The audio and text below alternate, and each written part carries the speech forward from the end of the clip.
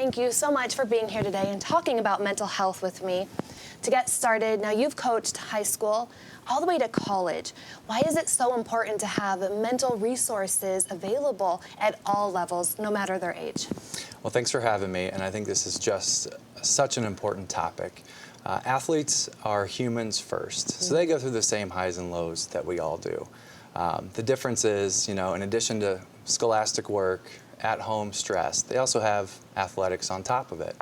And so while they're often strong, in shape, positive role models for our community, behind the scenes, they can also be dealing with anxiety, depression, self-doubt. And because of the stigma sometimes around mental health, athletes are even less likely to seek out help and services for these very common issues that they feel like may be showing a sign of weakness.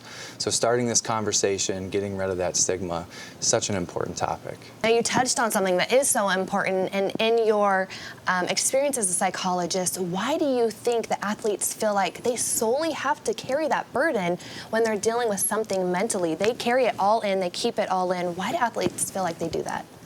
Well, I think it's a little bit about the culture.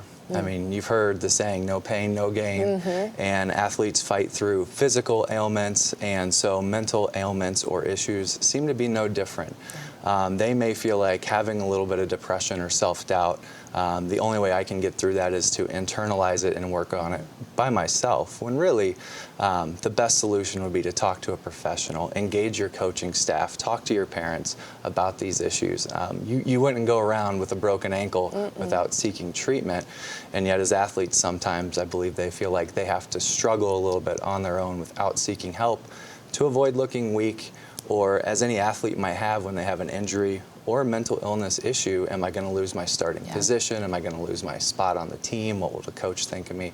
If they're starting to feel disconnected, if you're seeing a lack of enjoyment in things that they normally do enjoy, like athletics, if they back off and disengage from home conversations or at practice, those are some of those early warning signs that perhaps we should have a talk or discussion. I would always encourage open conversation between the parent and the child, the coach and the athlete. If the child doesn't feel comfortable sharing this information, if they're going to appear weak or less than, they're probably not going to be honest and truthful. And so that's where, if the mom and dad have a talk with the athlete, maybe they come over to the coach and they share a little conversation between the two, because occasionally the athlete feels like they can share a little bit more with their coach than they could with mom or dad. And then I think it's about directing them to the appropriate resources and not just telling them where the resources are, but actually bringing the resources to them. Now you talked about one of the warning signs being a lack of joy, and that's something Andrew Luck talked about when he stepped away from football. He lost the joy, and his mental health was just more important. He talks about that, and then we have Michael Phelps, who's openly talked about his depression. How important is it to have these athletes talking about this, and what does that mean to you? Yeah. Again, I think these are high-profile athletes that are normalizing the conversation, which is really important. And Michael Phelps specifically talked about the stereotype of males not seeking assistance or help, and how he had to fight through that personally to be okay with not being okay. So I think that's a huge step that those conversations are happening at that level. The same thing with Andrew Luck.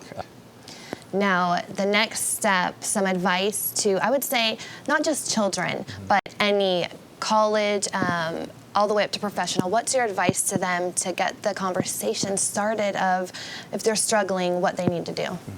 And I absolutely love sports psychology because I think it's applicable to everything. So certainly on the field or court, but also in the classroom and the workplace, and even in your own personal relationships. We're talking about performance enhancement skills that make you more effective. And so starting that conversation, I think being open and honest that you're going to go through ups and downs in life. Feeling sad is okay. Again, there's a stigma that men don't cry and we don't show emotions, but everyone feels emotions and has to deal with those emotions. And so trying to internalize them or not express them becomes detrimental. So an open conversation about, let's talk about how you're doing every day. Sitting down with your kids at the dinner table. How are you feeling? Those are important conversations to have. And as a coach, you're working with your team, you're building that culture. culture. So is your culture open to these conversations, or do we not talk about those things, in the locker room or on the court? So I think it's really important as a leader to demonstrate what's appropriate and to build those strong relationships.